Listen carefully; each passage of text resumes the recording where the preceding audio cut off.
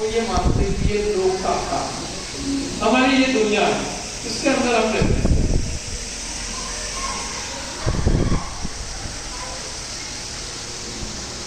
छड़ा बार लोगों पढ़ी, 12 भावना पढ़ी, छड़ाला के अंदर 12 भावना, और इसके अलावा एक उदयदास जी की 12 भावना है। तो आप उदयदास जी की 12 भावना में से 2 भावना आप सब 2 मिलके बोलिए। चौदराजुतांगिन लोक पुरुष संतान, तामे जीव अनादि के भरमत है बिन ज्ञान। अब इसमें बहुत सारी चीजें इसमें स्पष्ट है। 14 राजू उतंक लोक, अब और लोक के साथ में अर्थ निकलेगा। 14 राजू उतंक माने ऊंचाई, ये लोक जो है कितना ऊंचा है? 14 राजू ऊंचा है। और इसके बाद में 14 राजू उतंक, उतंक माने ऊंचा, नभ माने आकाश, लोकाकार, लोकाकार 14 राजू ऊंचा है। मतलब सीधी सी बात है कि यहां से देखकर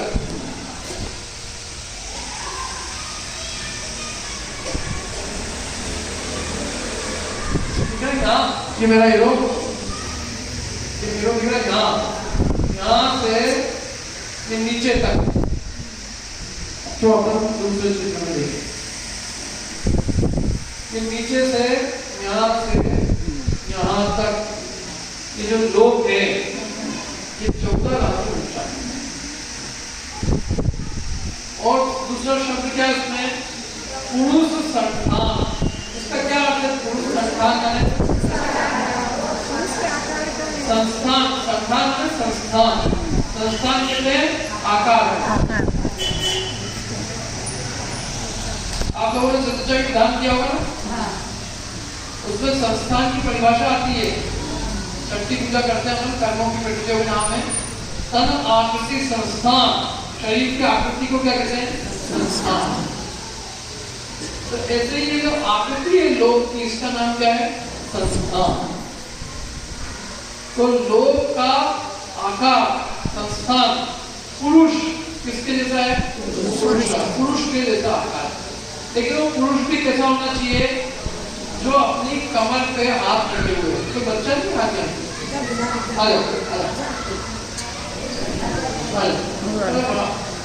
कमर पे हाथ रखे, ऐसी तो आकार का है। दिख रहा आपको? क्या दिख रहा? बहुत अच्छा बच्चा है, महात्मा जी। तो ये जैसे आगे खड़ा है ना, नीचे तो क्या हो गया? ये चौड़ा है, तो बीच में सकरा है, पतला। तो यहाँ कोनी क्या में से चौड़ा है और थोड़ा सा पतला हो गया। बहुत बढ़िया। ऐसे एक आगा खड़ा किया ना हमने, ऐसे समझ लो 6 आगा और खड़े करेंगे पीछे, 6 बच्चे और खड़े करेंगे, तो वो गहराई आ जाएगी। ऊंचाई भी आ गई, मोटाई भी आ गई और गहराई भी आ गई। ऐसे ये 3 डायमेंशनल अपना लोक है। अब जो चित्र देखते हैं ना, वो सब हम केवल 2 डायमेंशनल देखते हैं। अंदर कितना गहरा है हमको चित्रों में जो बनाए गए चित्र है उनको दिखाई नहीं देता, लेकिन अपन इसको 3 डायमेंशन से समझे। तो ये 14 राजू ऊंचा है और आलो माने पुरुष के आकार का है। फिर उसके बाद की लाइन में से बहुत काम की अपन। आज पहली लाइन को समझने के लिए अपन ने प्रोजेक्ट का प्रोजेक्टर से समझ रहे। अभी काम की लाइन तो दूसरी है। क्या है दूसरी लाइन? तामे जीव अनादि भरमत है बिन ज्ञान।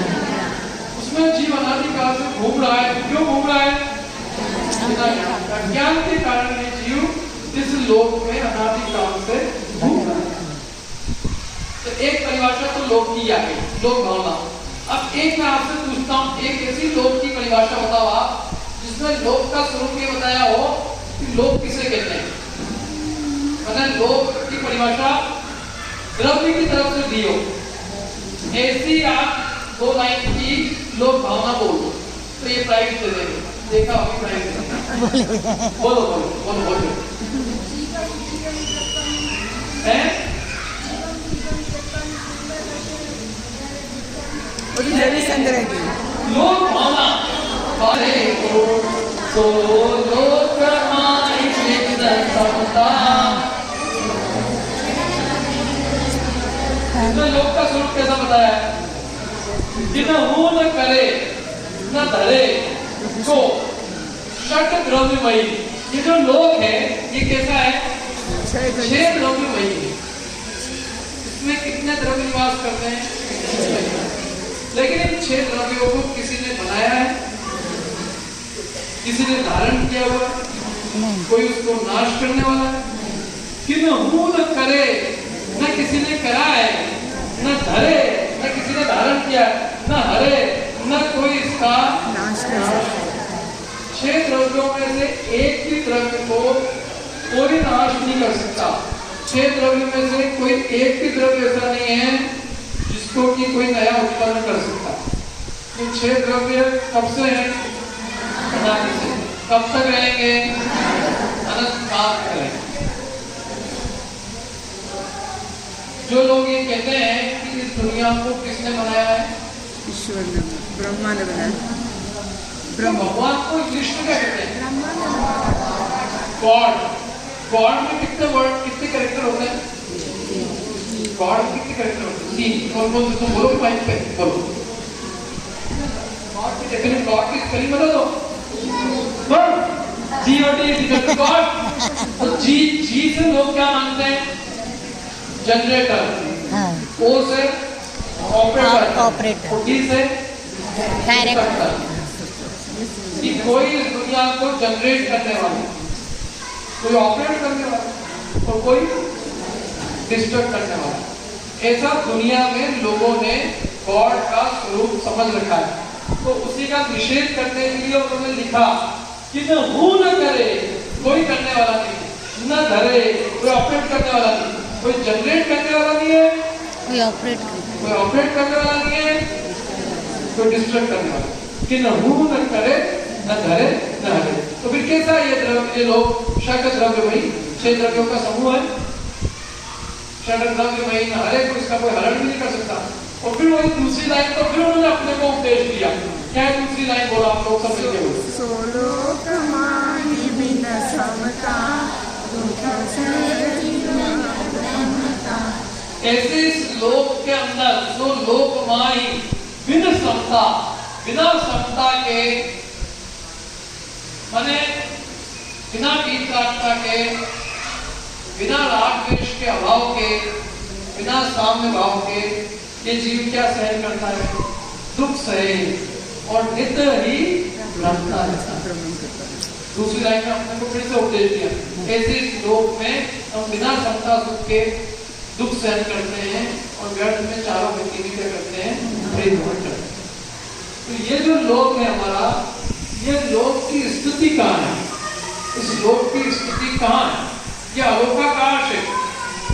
इस दुनिया में 6 द्रव्य है, जिनमें एक द्रव्य क्षेत्र रूप है। क्या नाम है उसका? आकाश, जो क्षेत्र स्वरूप है। एक द्रव्य काल रूप है। क्या नाम है उसका? काल। एक द्रव्य रूप है, उत्तर है तो द्रव्य रूप है, और एक ज्ञानमय भाव रूप है। क्या नाम है उसका? जीव। चलो, तो ये जो क्षेत्र रूप द्रव्य है, इसका नाम क्या बताया? आकाश। आकाश। वो आकाश कितना बड़ा है?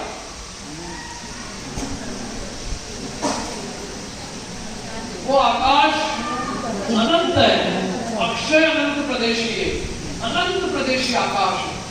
माने आकाश का कोई अंत नहीं। दिशाएं कितनी होती है? दिशाएं 10 दिशाओं के नाम याद है किसी को? ये प्राइस रखे हुए जाएंगे तो फिर प्राइस का तो 10 दिशाओं के नाम मैं आपको ये देता हूँ। चलो, आप दिशा का नाम बोलोगे,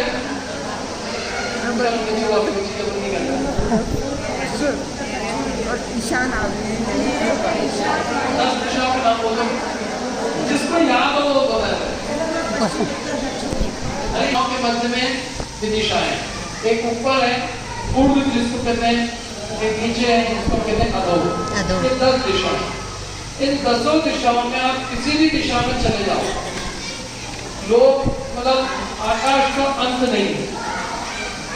आज मेरे को गाना भूल गया एक और साउंड कार्ड, फिर भी मैं कोशिश करता हूँ कि साउंड कार्ड से ही जिससे आवाज आ जाए आपको मूवी दिखा सकता हूँ।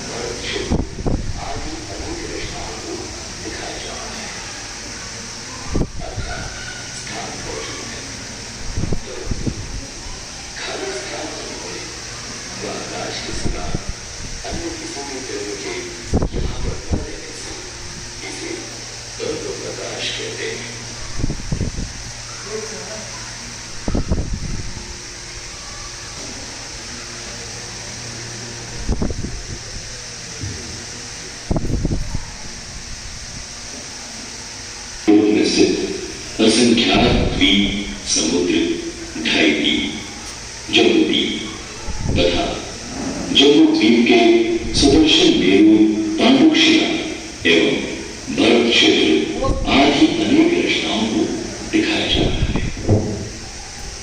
सर्वप्रथम प्रस्तुत है विश्व एवं तीन लोक का स्वरूप।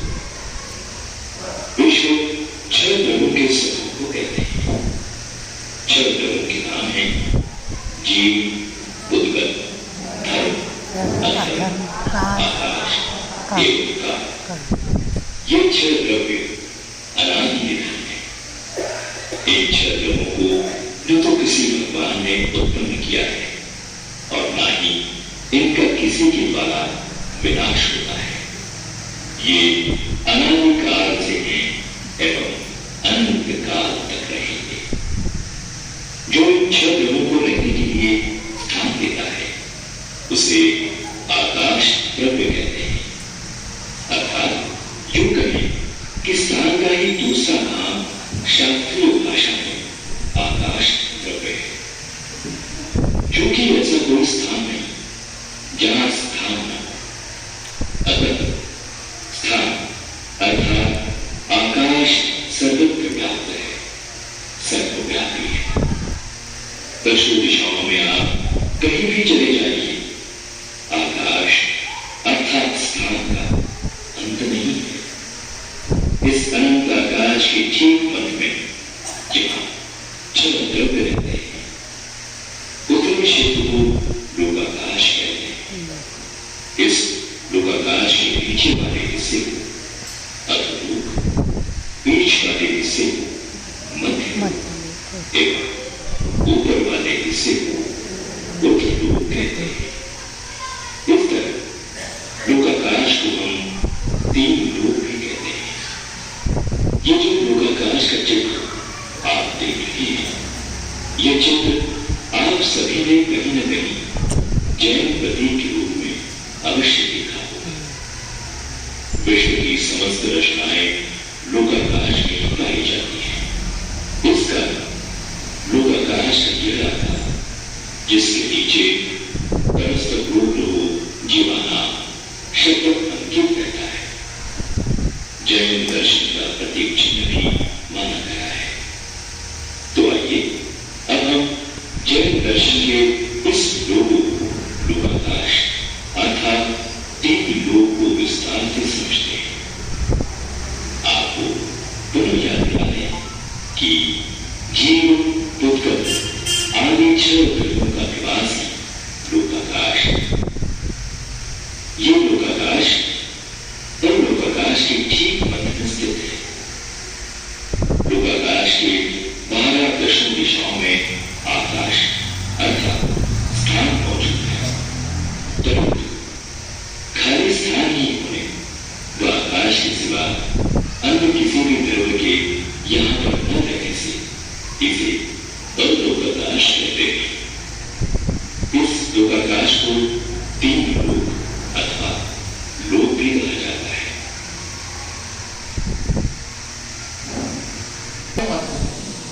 अलोकाकाश मतलब सिर्फ जहाँ आकाश है, आकाश के अलावा जहाँ कोई द्रव्य नहीं है, जहाँ केवल क्षेत्र है, उसका नाम ही क्या है? अलोकाकाश। जहाँ जीव बुद्धल आदि छह द्रव्य रहते हैं, उसका नाम है लोकाकाश, वो लोक है। तो जहाँ सिर्फ आकाश है वो अलोक है, अलोकाकाश है।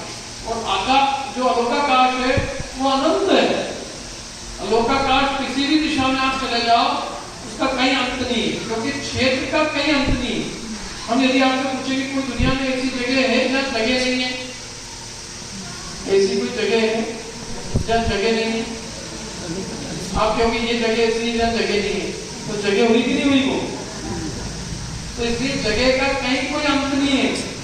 जगह सर्वत्र है, सर्वव्यापी है, दशों दिशाओं में आकाश का कोई अंत ही नहीं है। इस अनंत आकाश के ठीक मध्य में ये हमारा लोकाकाश है, जिसमें 6 द्रव्य रहते हैं। इसलिए इसकी स्थिति क्या है? अलोकाकाश के मध्य में।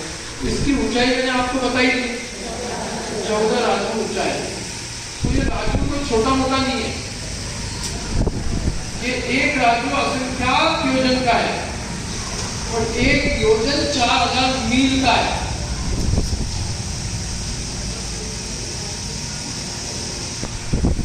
कोई व्यक्ति यदि आधे राजू को तय करने की सोचे, वो किस स्पीड से जाना चाहे, समझ लो पहले समय में वो 40 करोड़ मील की दूरी तय करे। कितने समय की है? पहले समय में कितनी दूरी तय करे? 40 करोड़ मील। और दूसरे समय में उसकी रफ्तार दूनी हो जाए तो कितने करोड़ मील तय करेगा? दूसरे समय 80 करोड़। तीसरे समय में फिर दूनी होगी, 160। फिर चौथे समय में फिर दूनी 320 करोड़। तो इस रफ्तार से वो जाएगा तो वो कितने काल में आधे राजू को पार कर देगा? इसका यदि जवाब देगा तो उसको पाई 6 महीने में कहा। 6 महीने सही आंसर नहीं है। 6 महीने लोग मान्यता है कि 6 महीने में वो क्रॉस कर लेगा, लेकिन 6 महीने में नहीं करेगा। 8 महीने में नहीं। और तुक्के 1 लाख सोचा मेरे को ही नाम मिल जाए। देखो उसको जो है असंख्यात करोड़ पूर्व लग जाएंगे। कितने? असंख्यात करोड़ पूर्व। तो भी वो जो है वो आधा राजू तय नहीं करता है। ये देखो जबकि उसकी हर समय रफ्तार क्या हो रही है? समय दूनी हो रही है, हर समय।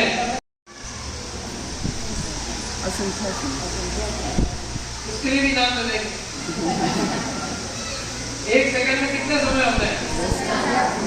असंख्यात समय होते हैं। 1 सेकंड में 1 सेकंड के करोड़ हिस्से करो। जो एक हिस्सा आया उसके फिर करोड़ हिस्से करो, फिर जो एक हिस्सा आया उसके फिर 1000 हिस्से करो। अब ये जो एक हिस्सा है इसके अंदर इसके असंख्यात भाग में भी असंख्यात समय। ये बात समझ में कुछ मेरी? 1 सेकंड के अंदर संख्यात 1000 थोड़ा थोड़ी आंगुलियां होती है और एक आंगुली के अंदर असंख्यात की पावर असंख्यात समय होते हैं। असंख्यात तो पावर असंख्यात।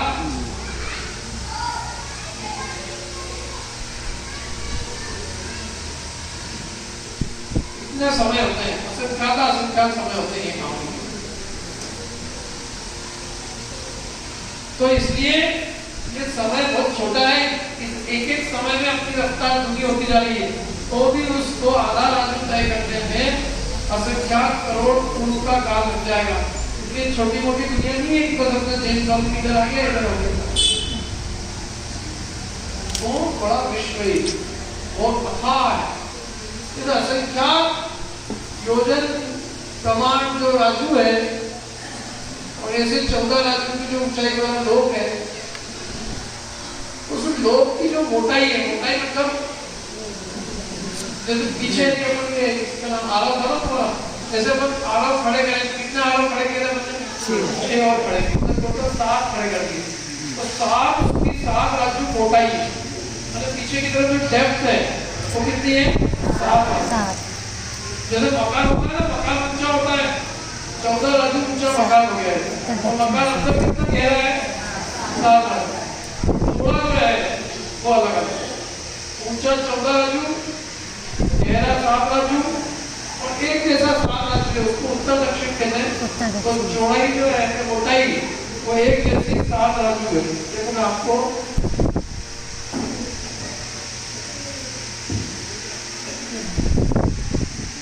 अब इसमें 7 राजू कहाँ से बता सकते हैं आप?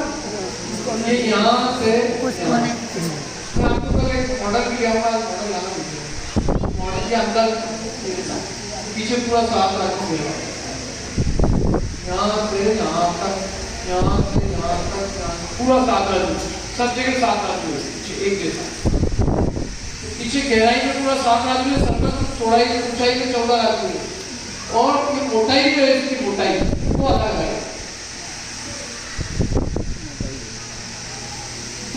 तो वहां इसकी जो चौड़ाई है वो सबसे ज्यादा है, कितनी है वो? 7 राजू। नीचे जहाँ टांग इसकी पूरी चौड़ी है, वहां नीचे में 7 राजू। फिर जहाँ इसके हाथ है कमर पे, जहाँ हाथ जैसे कमर पे है, वहां कितनी है? 1 राजू, घटते घटते 1 राजू होगी। फिर बढ़ती गई, बढ़ते बढ़ते जहाँ एड़ी है वहाँ 5 राजू, और फिर घटते घटते ऊपर कितनी है? 1 राजू। ये जो दिख रहा है ना आपको, चले जाओ, ये नीचे 7 राजू, फिर घटते घटते घटती जाएगी, घटते घटते 1 राजू। कितने राजू ऊपर जाने पर घटेगी ये? मतलब नीचे जो है, नीचे से कितने राजू ऊपर जाएंगे तो 1 राजू ले जाएगी? 7 राजू। ठीक 7 राजू ऊपर जाएंगे, तब से 7 राजू ऊपर जाने पर कितना जाएगा वो? 1। फिर 1 राजू से फिर यहाँ से हम बढ़ते जाएंगे क्रमशः, और 3.5 राजू जाएंगे ऊपर, तो 5 राजू हो जाएंगे। फिर उसके ऊपर 3.5 राजू क्रमशः जाने पर घटते घटते 1 राजू। 7, ये 1, 5, 1। आपको दूसरा मसला बताइए, यहाँ कितनी है? ये जीरो दिख रहा है, यहाँ कितनी है? यहाँ 7। इस तरह से ये इसकी चौड़ाई है, चौड़ाई अलग अलग है। मूल में 7 राजू, मध्य में 1 राजू, ब्रह्म स्वर्ग बने, जहाँ पंचम लोक पंचम स्वर्ग है, पूर्ण लोक का मध्य में 5 राजू, लोक के अंत में 1 राजू। इसकी एवरेज चौड़ाई कितनी होगी? एवरेज चौड़ाई देखो, नीचे हम नीचे की देखते हैं, नीचे की एवरेज चौड़ाई कितनी है? नीचे के नंबर लो, 7 तो सबसे ज्यादा है नीचे, और फिर बीच में जाते हैं कितनी हुई? 1। तो 7 और 1 का एवरेज कितना होता है? गणित तो 7 और 1 का एवरेज, अरे 7 1 के साथ, एक बच्चे को पिताजी ने 7 रुपए दिए, एक बच्चे को 1 रुपए दिए, तो औसत कितने रुपए दिए?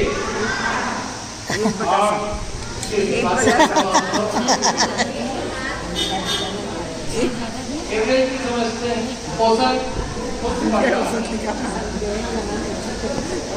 5 रुपए, के पास 7 रुपए, के पास 2 रुपए, के पास 4 रुपए, तो एवरेज नहीं निकाल सकते? एवरेज कितने रुपए?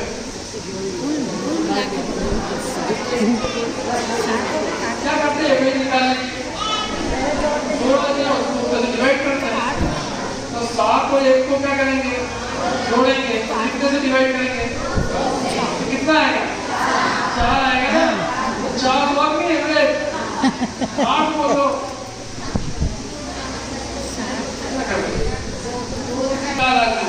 तो गहराई भी कितनी है? 7 राजू।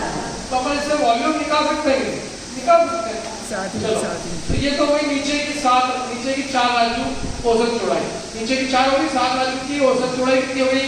4 राजू। अब ऊपर की निकाल के बताओ, ऊपर की कैसे निकालेंगे?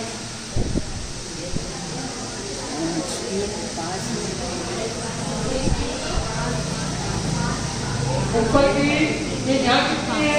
1, यहाँ कितनी है? 5, यहाँ कितनी है? 1, कितनी निकलेगी? 3.5 ऊपर की, केवल ऊपर की, केवल ऊपर की 3.5 कितने लोग हैं हाथ लगा के? सब गलत है। साढ़े तीन ठीक है, चार भी गलत है। देखो तुम लोग कैसे निकालेंगे? बीच में कितने यहाँ? एक। यहाँ कितनी है? तो कितने हिस्से की एवरेज कितनी होगी? 3। और यहाँ 5 है, तो यहाँ 1 है, तो इतने हिस्से की ये भी 3 हो गई, और ऊपर की भी 3, नीचे की भी 3, तो एवरेज कितनी आएगी? 3। अरे 3 ही आएगी, 3 आएगी। ऊपर भी 3, नीचे भी 3 और 3। तो उर्दू लोग की औसत चौड़ाई कितनी हो गई? 3 राजू। अधो लोग की 4। अब ऊपर की 3, नीचे की 4, तो एवरेज कितना? 3.5। तो पूरे लोग का एवरेज कितना आया? 3.5। 3.5 को यदि दूसरे शब्दों में कहें तो 7/2 हुआ कि? तो चौड़ाई कितनी होगी? 7/2। और गहराई कितनी है? मोटाई 7 और ऊंचाई कितनी है? 14। तो एक 14 है, एक 7/2 है, एक 14 है माने 7 into 2 है, और एक 7/2 है। तो दोनों को यदि मल्टीप्लाई करेंगे तो कितना हो जाएगा? एक 14 है, एक 7/2 है, एक चौथा है, 3.5 है। तो इन दोनों का आपस में मल्टीप्लाई करेंगे कितना होगा? 49 7 into 7 49 एक चौथा माने एक को तो हमने 7 का डबल कर दिया, और एक 7 का आधा रह गया। ऊंचाई तो 7 की डबल है और चौड़ाई 7 की आधी है। तो एवरेज दोनों कितना, मतलब दोनों का एवरेज करें तो एक दोनों एक 14 है, एक 3.5 है। मतलब कि मल्टीप्लाई जो करेंगे 14 को 3.5 से, यूं भी कह सकते कि 7 को 7 से मल्टीप्लाई करें। एक 7 into एक 7, तो गहराई भी कितनी है? 7। तो 7 का क्यूब कितना हो जाएगा? वो 343 राजू। तो इसलिए इसका लोग का जो घनफल है वो कितना हो जाएगा? 343 ये लिखा हुआ है, ये लिखा है देखो नीचे। औसत चौड़ाई कितनी है? 3.5। और घनफल कैसे निकलेगा? 14 ऊंचा है, 7 गहरा है, सब जगह 3.5 एवरेज चौड़ा है, इसलिए टोटल घनफल आएगा 343।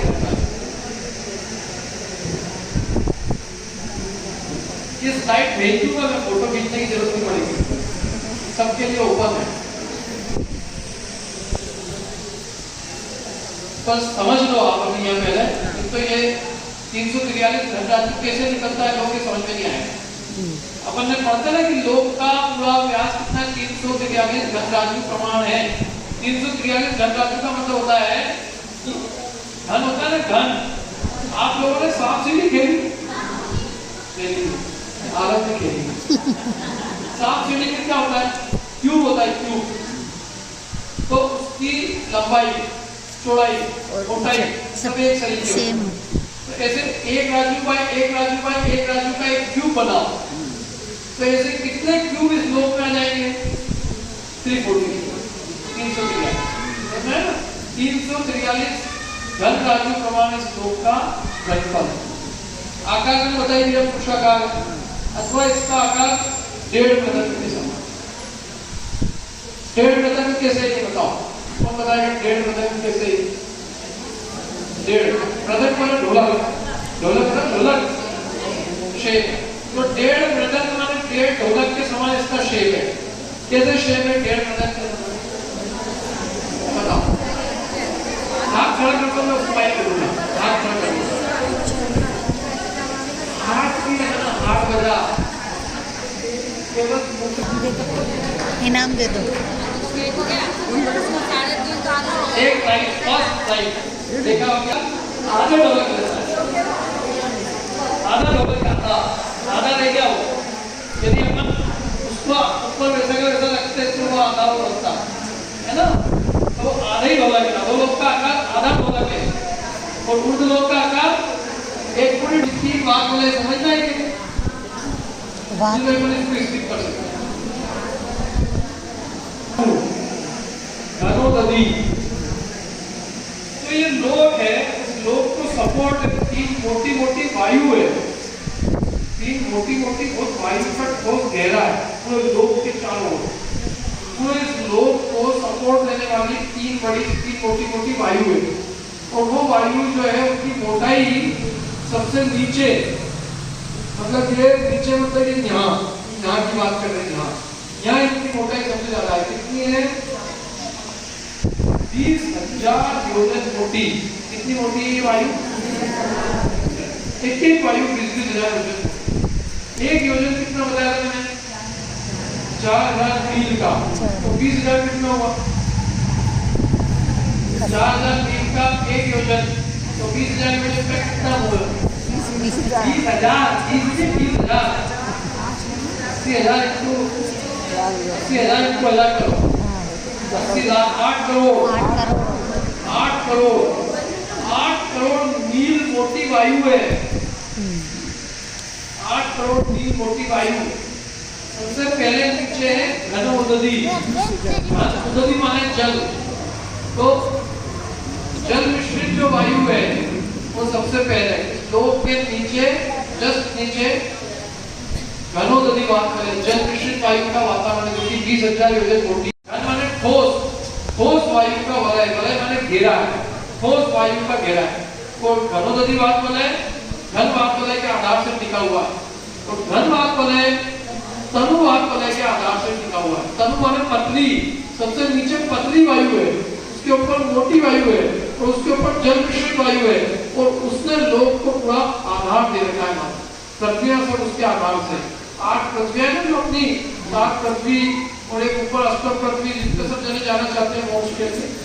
अष्टम पृथ्वी माने वो कर्मे जो 8वें ग्रह के लिए, तो वो अष्टम पृथ्वी जो ऊपर है उसके नीचे 3 ये बात वाला है पृथ्वी, 3 मोटी मोटी वायु है 20,000 योजन मोटी, और नीचे लोक के अंदर नीचे 20,000 योजन मोटी वायु, इससे लोगों को आधार। और तनु बात वाला है किसका आधार? तनु बात वाले किसके आधार से? घनोदधि घन बात वाले के आधार से, घन बात वाले तनु बात वाले के आधार से, और तनु बात वाले किसके आधार से? तो तनु बात वाले आकाश के आधार से, और आकाश किसके आधार से? आकाश तो निराधार है। आकाश किसे कहते हैं? आकाश आपने देखा कभी? तुमने आकाश देखा? कौन सा रंग का होता है? ब्लू। आकाश ब्लू रंग का होता है? क्यों? येलो होता है, काला होता है। कलर आकाश का क्या रंग होता है? बताओ, आकाश का क्या रंग है? कोई रंग नहीं। काला। आकाश कौन सा रंग है? मूर्ति की अमूर्ति? रूपी की अरूपी? अरूपी का रूप होता है क्या? ये जो दिखता है नीला नीला, ये क्या है? बादल है, उद्गल है। जो दिख रहा है वो उद्गल है। आकाश जगह को कहते हैं, जगह को। हम किस पे बैठे हैं? हमारे नीचे क्या है? हमारे ऊपर क्या है? हमारे इधर क्या है? सब जगह आकाश। आकाश माने जगह, जगह को आकाश कहते हैं। और ऐसी कोई जगह नहीं है जब जगह नहीं है, इसलिए आकाश सब जगह। ऊपर ही नहीं आकाश, आकाश नीचे भी जब बैठ रहे हो। आकाश मतलब ही स्थान, और आकाश का कोई रूप नहीं है, रूप उद्गल का है, आकाश अरूपी है। तो ये जो तनु आप बोल रहे हैं कि आकाश के आधार से, और आकाश निराधार है, उसको किसी का आधार नहीं। ऐसे एक 3 बात बोल रहे हैं, जल मिश्रित वायु, ठोस वायु और पतली वायु। 3 बात बोल रहे हैं, घनोदधि, घन और तनु वायु। अब ये भी क्या है, यदि अपने को समझना हो तो बहुत सारी चीजें इसमें, लेकिन हम थोड़ा आगे फिर घन बात कर रहे हैं, ठोस वायु कह रहे हैं, मोटी वायु। तनु बात कर रहे हैं, तनु बात कर रहे हैं मतलब पतली वायु का कह रहा है। समझ में आ गई भाई? आगे यहाँ अपने ये जो लोक है, लोक के ऊपर भी वायु, ऊपर लोक के चारों तरफ वायु। जैसे कि वृक्ष होता है, तो वृक्ष के चारों ओर उसकी लकड़ी की छाल होती है। जैसे हमारे शरीर के चारों ओर चमड़ी है, ऐसे लोक के चारों ओर 3 बात बताएं, लेकिन उनकी मोटाई अलग है। ऊपर सबसे कम मोटाई, नीचे सबसे ज्यादा। अब ये लोक में त्रस नाड़ी, इसे त्रस नाड़ी इसलिए कहते हैं क्योंकि त्रस जीव यही पाए जाते हैं। त्रस जीव किसे कहते हैं? दो इंद्रिय से पंचेंद्रिय जीव को त्रस जीव है। ये त्रस जीव को अलग से क्यों लिया, बता सकते हो आप? एक इंद्रिय को अलग लिया और त्रस को अलग लिया, ऐसा क्यों किया? एक इंद्रिय जीव को अलग लिया, मतलब ये त्रस जीव की विशेषता क्या है? त्रस नाड़ी में त्रस जीव होते हैं तो ठीक है, लेकिन सबसे बड़ी बात क्या है कि त्रस जीव बहुत कम है। एकेंद्रीय जीव अनंत है,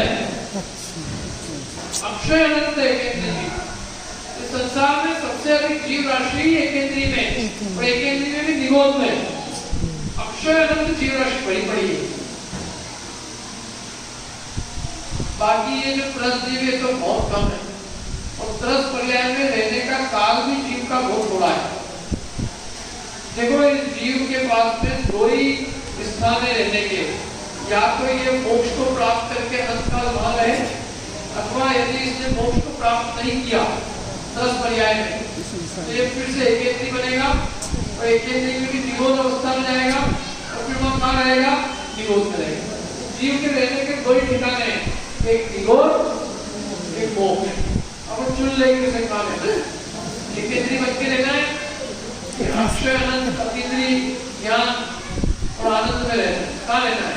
बोलो कहाँ मजा आ रहा है? पेड़ पौधे करने में कि अनंत ज्ञान और अनंत सुख को पाने में मजा आ रहा है। ज्ञान तो काम जैसा करेंगे तो मिलेगा।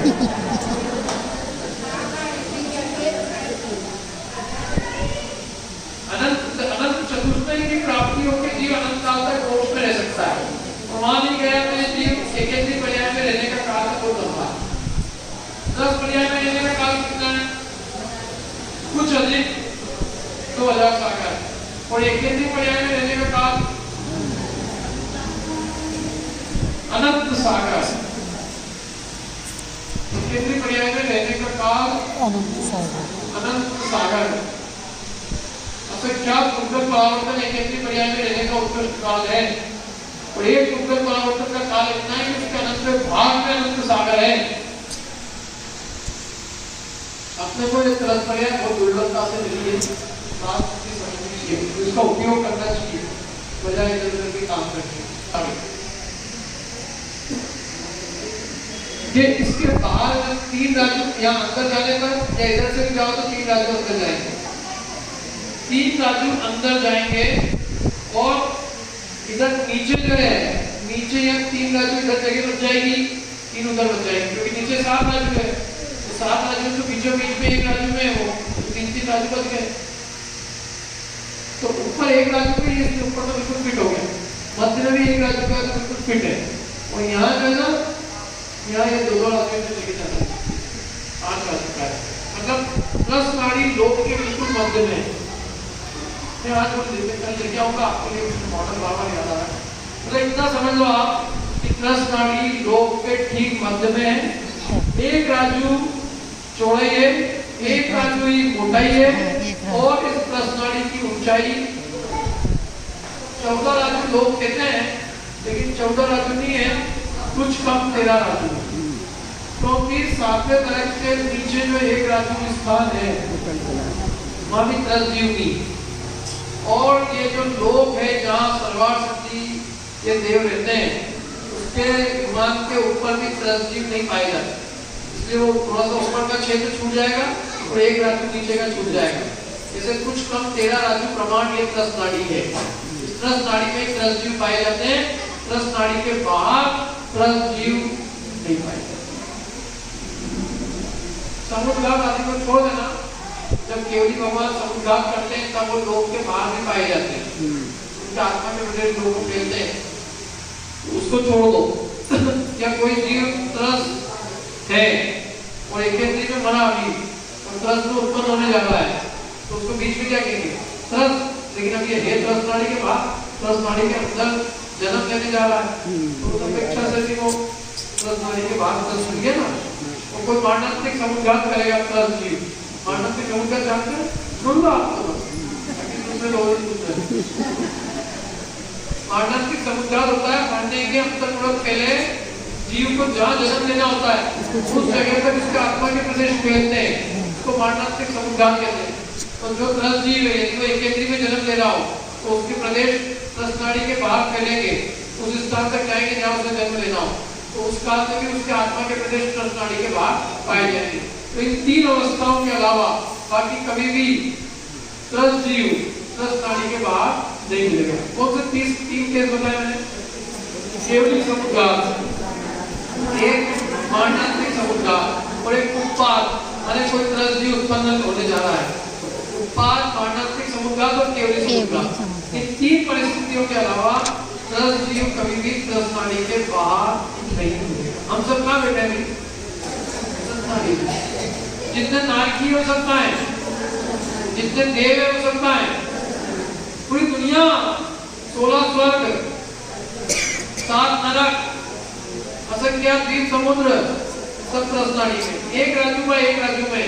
ये अपन लोग कहने के लिए इतना बड़ा है, लेकिन इसमें रचना जो है केवल एक राज्य की, जो 14 राज्यों की 13 राज्यों जो ऊंची त्रस नाड़ी है वो उसमें अपन समझ रहे हैं लोग को, लेकिन लोग में जो रचनाएं हैं स्वर्ग नरक आदि की, द्वीप समुद्रों की, वो सिर्फ कहाँ है? त्रस नाड़ी। माने वास्तव में 13 राज्यों, कुछ कम 13 राज्यों ऊंची और एक राज्य चौड़ी और एक राज्य मोटी, वो उतने में ही सारे 4 गति के जीवों की रचनाएं हैं। बाकी तो उसके बाहर क्या है? बाहर सिर्फ और सिर्फ कौन है? एकेंद्रीय जीव। कितना मतलब त्रस नाड़ी के बाहर का जितना क्षेत्र है उसमें सिर्फ एकेंद्रीय जीव है। और त्रस नाड़ी में एकेंद्रीय भी है और त्रस भी है। पर इतना है कि त्रस जीव केवल त्रस नाड़ी में मिलेंगे और एकेंद्रीय जीव पूरे लोक में ठसाठस भरे हुए, पूरे ठसाठस भरे। जैसे काजल की डिब्बी में काजल भरा होता है ठसाठस, जैसे घी के डिब्बे में घी ठसाठस भरा है, ऐसे लोक के सर्व प्रदेशों पर जीव ठसाठस भरे पड़े हैं। ये जो कमरा है अपना, इस कमरे में अभी अग्नि एक नहीं है, अग्नि का ही जीव कितने इसमें? असंख्यात अग्नि का ही के, असंख्यात पृथ्वी का ही के, सूक्ष्म असंख्यात पृथ्वी का ही, असंख्यात जल का ही, असंख्यात अग्नि का ही, असंख्यात वायु का ही, और अनंत निगोदिया जीव इस हिस्से से कमरे में बड़े बड़े जीव राशि है। सूर्य की नोक जितनी जगह पे अनंत जीव राशि विद्यमान है। वायु का ही, अग्नि का ही जीव विक्रिया सूक्ष्म बादल होते हैं, बादल की सूक्ष्म जो है वो इस लोक में हर प्रदेश पर भरे पड़े। बादल अलग है। बादल विक्रिया कैसे करते हैं? बादल जो होते हैं वो विक्रिया कैसे करते हैं? तो आपको एडवांस बादल की विक्रिया मानी है, अग्नि फैलती है, फैलती वायु भी फैलती है, उस अपेक्षा से विक्रिया मानी। बाकी वास्तविक विक्रिया तो देवों की होती है, तो एक अपेक्षा से मानी है, फैलते इसलिए विक्रिया मानी। बाकी सूक्ष्म जो 5 स्थानों का है, पृथ्वी जल अग्नि, पूरे लोक पर ढसा करता है। तो अब ये बताओ आप, इस त्रस नाड़ी का क्षेत्रफल घनफल कितना है? लोक का घनफल कितना है? 343। त्रस नाड़ी का कितना है? कुछ कम 13 राज्यों ऊंचाई है और एक राज्यों चौड़ाई मोटाई है, तो कितना घनफल है? 13 किसने कहा? नहीं कहा, एक को एक। कुछ कम 13 राज्यों, कुछ कम 13 घन राज्यों, 13 घन राज्यों लगभग इसका घनफल है। इसका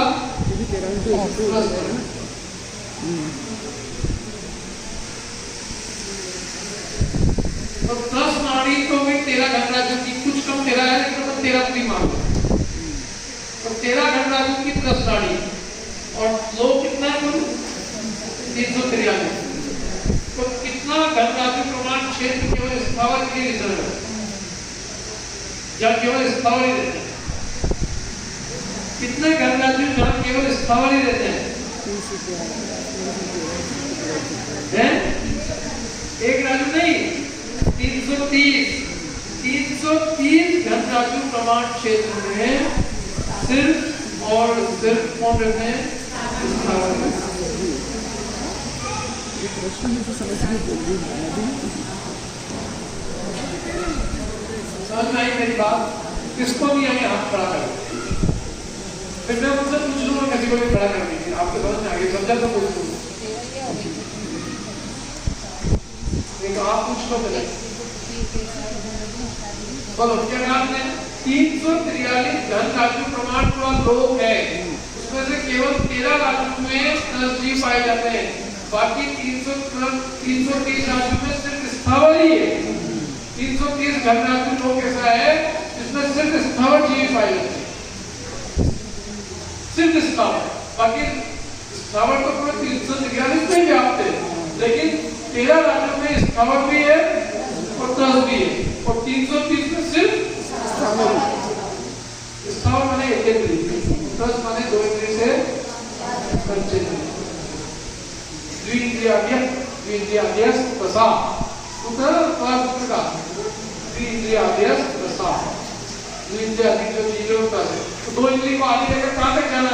पंचेंद्रियाणि, 5 तक ही जाना, ये तो 6 तक ही चले जाओ, तो अगला सूत्र दिया उन्होंने 2 इंद्रिय से 5 इंद्रिय, आदि का मतलब तो कहीं तक भी जा सकते हो। लोक के ठीक मध्य में, अलोकाकाश के मध्य में लोकाकाश है, लोकाकाश के मध्य में 10 नाड़ी, 10 नाड़ी की ऊंचाई कुछ तो 13 राशि में, मोटाई चौड़ाई 1 राशि की है, और घनफल लगभग 13 राशि का आकार से ये इसका, ठीक है, ये समझ में आ गई सबको? चलो आगे चलो। अधोलोक कहाँ है? अधोलोक बताइए, नीचे अपन जहाँ विद्यमान, जहाँ पर रह रहे हैं, इस पृथ्वी के नीचे 1000 योजन और चले जाओ, कितने? 1000 योजन नीचे के बाद में अधोलोक चालू हो जाएगा। हम नीचे पृथ्वी में यदि जाना चाहे कोई मनुष्य, तो 1000 योजन नीचे तक जा सकता है। मनुष्य की सीमा नीचे 1000 योजन नीचे तक जाने की है, और ऊपर 99,000 योजन ऊपर तक जा सकता है। सुमेरु पर्वत की जितनी ऊंचाई है उतनी मनुष्य लोक की ऊंचाई है। सुमेरु पर्वत की जड़ पृथ्वी में 1000 योजन है, 1000 योजन नीचे तक जा सकते हैं। सुमेरु पर्वत की पृथ्वी तल से 99,000 ऊपर तक है, तो 99,000 योजन ऊपर तक जा सकते हैं। सूर्य चंद्रमा कितने योजन ऊपर है?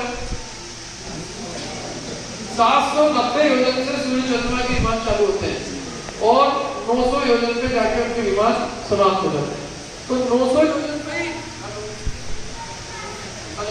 ये ले आपको वाला ये वाला सब जाएगा उसका, तो योजन पे जाके समाप्त हो जाते हैं, और मनुष्य की जो सीमा है वो 99,000 योजन ऊपर तक जाती है। हम लोग कहते हैं आज चांद तक भी पहुंच सकता है, आज भी तो 99,000 योजन ऊपर तक पहुंच सकता है। चांद तो 800 योजन पे ही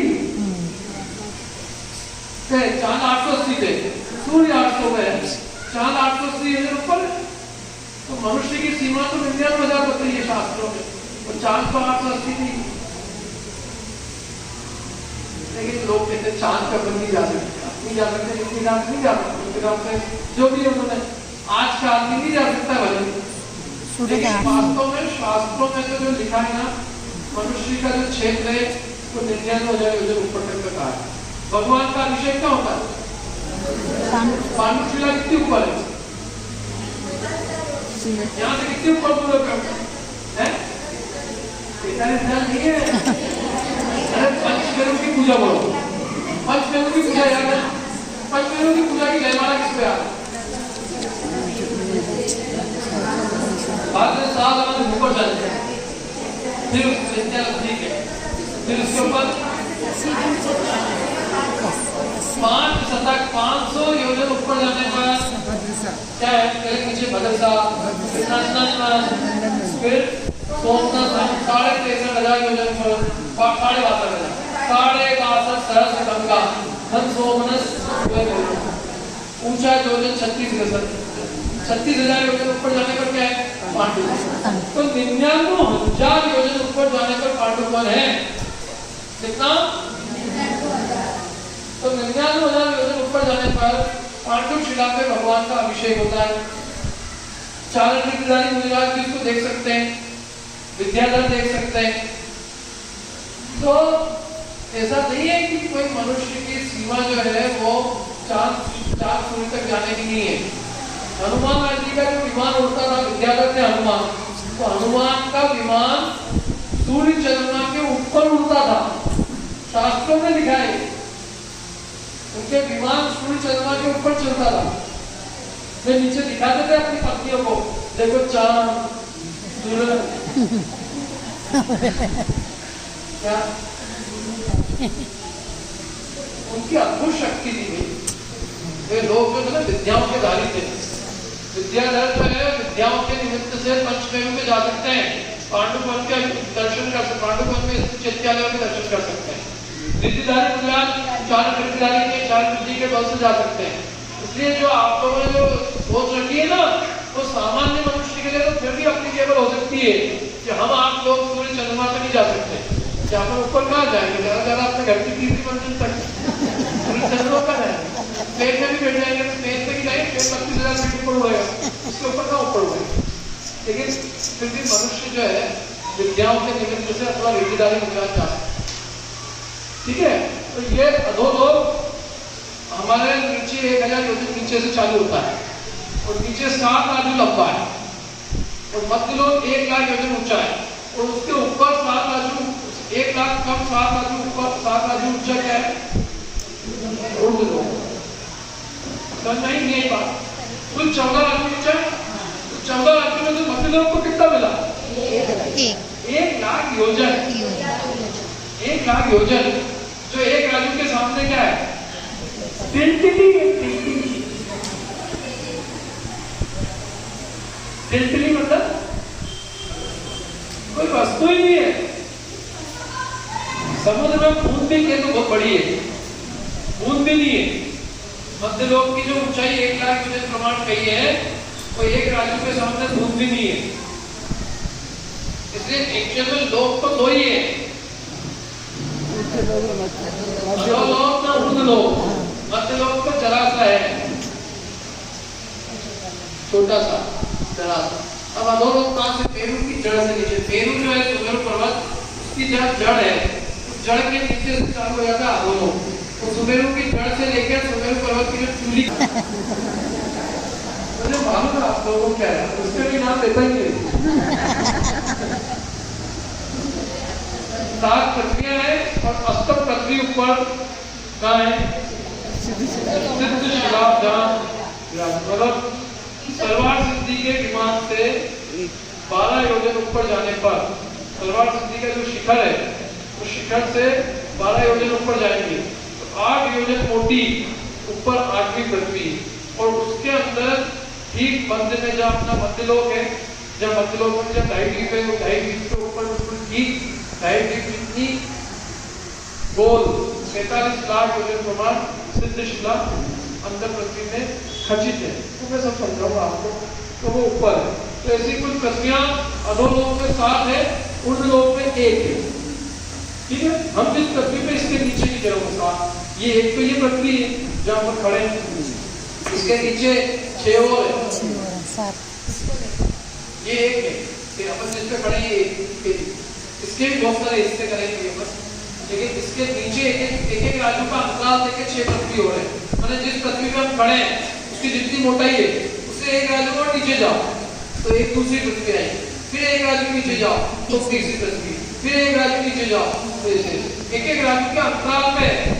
और उस पृथ्वियों का जो सपोर्ट है वो 3 मोटी मोटी वायु है, 3 भाग बनाए और 3 भाग होने के आधार पर ये 7 पृथ्वियां यहाँ टिकी हुई है और ऊपर भी 8वीं पृथ्वी भी 3 भाग होने के आधार से टिकी हुई है। इनमें निवास कितना है? अधोलोक। सारे नारकी अधोलोक में और नारकी नहीं है अधोलोक में, भवनवासी देव भी अधोलोक में लोक में व्याप्त है। सूक्ष्म तो सारे लोक में व्याप्त, बादल भी एक जो है पृथ्वी में व्याप्त है। ठीक है।